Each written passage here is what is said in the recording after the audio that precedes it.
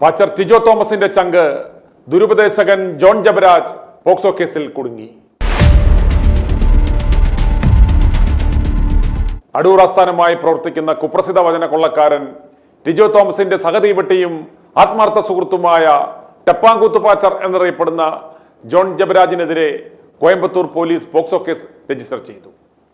പ്രായപൂർത്തിയാകാത്ത 17ഉം 14ഉം വയസ്സുള്ള 2 പെൺകുട്ടികളെ ലൈംഗികമായി പീഡിപ്പിച്ചു എന്ന പരാതിയിന്മേലാണ് Coimbatore central all woman police സ്റ്റേഷനിൽ ജോൺ ജബരാജിനെതിരെ പോക്സോ കേസ് രജിസ്റ്റർ ചെയ്തിരിക്കുന്നത്. പോക്സോ സെക്ഷൻ 9, 10 വകുപ്പുകൾ പ്രകാരമാണ് ഇക്കഴിഞ്ഞ മാർച്ച് 21-ാം തീയതി കോയമ്പത്തൂർ പോലീസ് കേസ് രജിസ്റ്റർ ചെയ്തിരിക്കുന്നത്. കേസ് രജിസ്റ്റർ ചെയ്തതിനെ തുടർന്ന് വചനക്കൊള്ളക്കാരൻ ജോൺ ജബരാജ് ഒളിവിൽ പോയിരിക്കുകയാണ്. കോയമ്പത്തൂർ പോലീസ് ഒരു സ്പെഷ്യൽ ഇൻവെസ്റ്റിഗേഷൻ ടീമിനെ ഉണ്ടാക്കി മുങ്ങിയ പാച്ചറെ പൊക്കാനുള്ള ശ്രമങ്ങൾ ആരംഭിച്ചു കഴിഞ്ഞു. 37-കാരനായ ജോൺ ജബരാജ് കിങ്സ് ജനറേഷൻ എന്ന പേരിൽ ഒരു ന്യൂജൻ കൾട്ടുണ്ടാക്കി തമിഴ്നാട്ടിൽ വലിയ തരംഗം തന്നെ സൃഷ്ടിച്ചിരുന്നു. അതുവരെ നാട്ടുകാർ കണ്ട പെന്തക്കോസ്തുകാരുടെ കൈകൊട്ടിപ്പാട്ടും ഹല്ലേലൂയാവിളിയിൽ നിന്നും വ്യത്യസ്തമായി റാപ്പ് സംഗീത അകമ്പടിയോടെ ഒരു ന്യൂജൻ ടെപ്പാങ്കൂത്ത് പരിപാടിയായിരുന്നു ജോൺ ജബരാജ് നടത്തിക്കൊണ്ടിരുന്നത്. അതുകൊണ്ട് തന്നെ കുറഞ്ഞ സമയം കൊണ്ട് തന്നെ ഇവന്റെ പൈശാചിക കൂട്ടായ്മയിലേക്ക് ആളുകൾ ഇടിച്ചു കയറി.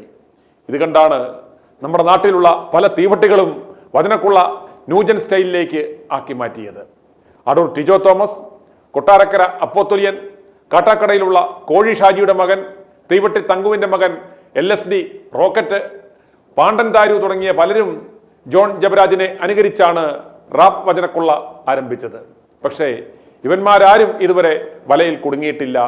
ജോൺ ജബരാജ് പലനാൾ കള്ളൻ ഒരു നാൾ പിടിയിൽ എന്ന് പറഞ്ഞതുപോലെ ഇപ്പോൾ പോക്സോ കേസിൽ കുടുങ്ങിയിരിക്കുകയാണ്. ജോൺ ജബരാജിന്റെ അച്ഛൻ ദത്തെടുത്ത 17-കാരിയായ ഒരു പെൺകുട്ടിയെയും ഇവരുടെ വീടിനടുത്തുള്ള 14-കാരിയായ ഒരു പെൺകുട്ടിയെയുമാണ് ഇയാൾ ലൈംഗികമായി പീഡിപ്പിച്ചത്. കിങ്സ് ജനറേഷൻ മിനിസ്ട്രി എന്ന പേരിൽ ഒരു പൈശാചിക കൂട്ടായ്മയുണ്ടാക്കി അതിന്റെ പേരിലായിരുന്നു ഇയാൾ സാമ്പത്തിക ലൈംഗിക ചൂഷണങ്ങൾ നടത്തി വന്നുകൊണ്ടിരുന്നത്. കോയമ്പത്തൂരിലെ GN മിൽ ഏരിയയിലുള്ള ജോൺ ജബരാജിന്റെ വീട്ടിൽ ഒരു പ്രാർത്ഥനാ യോഗവും അതിനെ തുടർന്ന് ഒരു വലിയ പാർട്ടിയും ഇയാൾ കഴിഞ്ഞ വർഷം സംഘടിപ്പിച്ചിരുന്നു. ആ പാർട്ടിക്കിടയിൽ വെച്ചായിരുന്നു ഇയാൾ ഈ പെൺകുട്ടികളെ ലൈംഗികമായി ഉപദ്രവിച്ചത് എന്ന് പരാതിയിൽ പറയുന്നു. 2024 മെയ് 21-നായിരുന്നു പരാതിക്കാസ്പദമായ ആ പീഡനം നടന്നത്.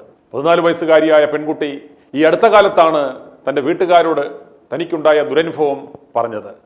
ഉടനെ തന്നെ ഇക്കഴിഞ്ഞ മാർച്ച് 21-ാം തീയതി പെൺകുട്ടിയുടെ വീട്ടുകാർ Coimbatore central all woman police സ്റ്റേഷനിൽ നേരിട്ടെത്തി പരാതി നൽകുകയായിരുന്നു. പീഡന വിവരം പുറത്തു പറഞ്ഞാൽ 2 പേരെയും കൊന്നുകളയുമെന്ന് ഇയാൾ ഭീഷണിപ്പെടുത്തുന്നതിനെ തുടർന്നാണ് കുട്ടികൾ പരാതിപ്പെടുവാൻ താമസിച്ചത് എന്നാണ് വിവരം. ജോൺ ജബരാജിന്റെ കിങ്സ് ജനറേഷൻ ചർച്ച് എന്ന പൈശാചിക കേന്ദ്രം സ്ഥിതി ചെയ്യുന്നത് കോയമ്പത്തൂർ ക്രോസ് കട്ട് റോഡിലാണ്. അടൂരുകാരനായ ടിജോ തോമസ് ആണ് ജോൺ ജബരാജിനെ കേരളത്തിലെത്തിച്ച് ഏറ്റവും കൂടുതൽ ടെപ്പാങ്കൂത്ത് പരിപാടികൾ നടത്തിയിരുന്നത്. ടിജോയുടെ ഫേസ്ബുക്ക് പേജിൽ നിറയെ ജോൺ ജബരാജുമൊത്തുള്ള പോസ്റ്ററുകളും ചിത്രങ്ങളും വീഡിയോകളും നമുക്ക് കാണുവാൻ സാധിക്കും.